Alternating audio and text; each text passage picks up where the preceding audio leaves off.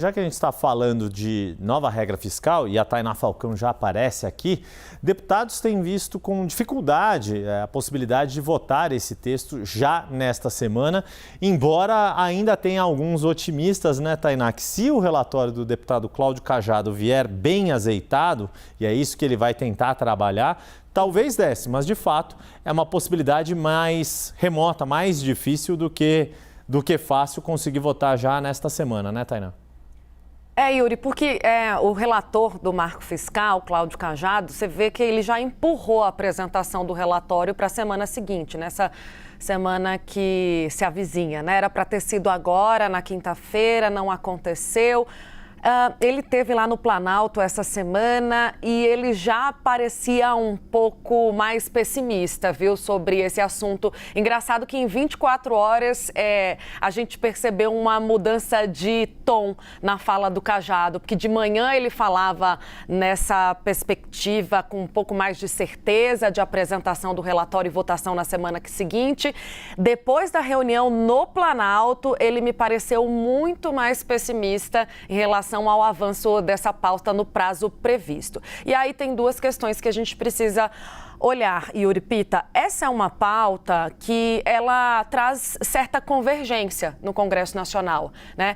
Temos falado bastante disso. Não é um assunto que é tratado como assunto de governo. É um assunto de interesse de todos os partidos. Portanto, o marco fiscal, ele não é visto como um projeto que trará dificuldades para ser aprovado, né? Não traz um risco iminente de derrota. Vai ser mexido? Sim. O próprio Cajado já deu algumas indicações de que aquelas exceções, elas devem ser alteradas. Não trouxe com muita clareza de que forma, adicionado, retirada, mas tem 3 exceções ali que ele menciona que serão mexidas e fala também de atender. A maior parte dos partidos tem pedido para que haja algum tipo de gatilho, né? Ou gatilhos, travas, como a gente tem chamado, para o caso de descumprimento da meta. Então, isso deve certamente estar no texto. Agora, já na segunda-feira, como a gente está trazendo aí na nossa subtarja,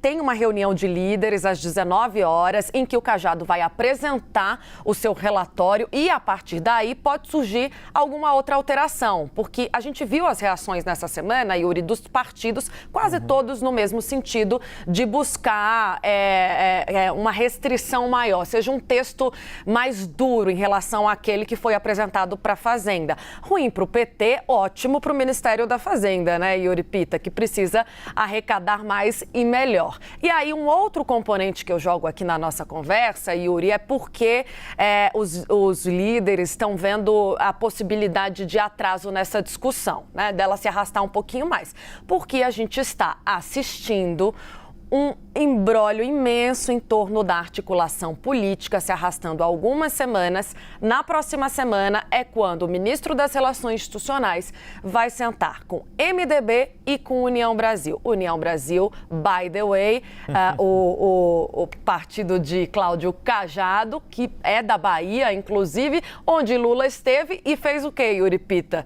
Duras críticas, né, a um dos seus integrantes. Fez uma brincadeira que não caiu muito bem. E lá no Congresso Nacional já se fala de reação, viu, Yuri Pita, por conta dessas falas. Então, os líderes estão acreditando a essa dificuldade do governo encontrar um eixo na relação com o Congresso. Para finalizar, Yuri, deixo aqui até uma fala do Cajado.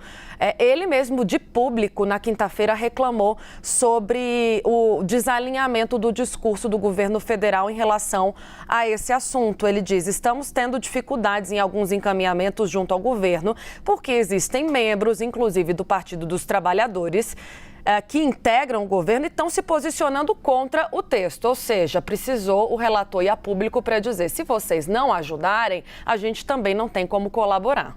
Exato, não, você mencionou a União Brasil e a Renata Agostini trouxe essa apuração ali de como pegou mal dentro do partido, em especial a ala que veio do DEM para formar o União Brasil, a mensagem ali, o discurso do presidente Lula em relação ao ex-prefeito de Salvador, ACM Neto, pega mal e prejudica.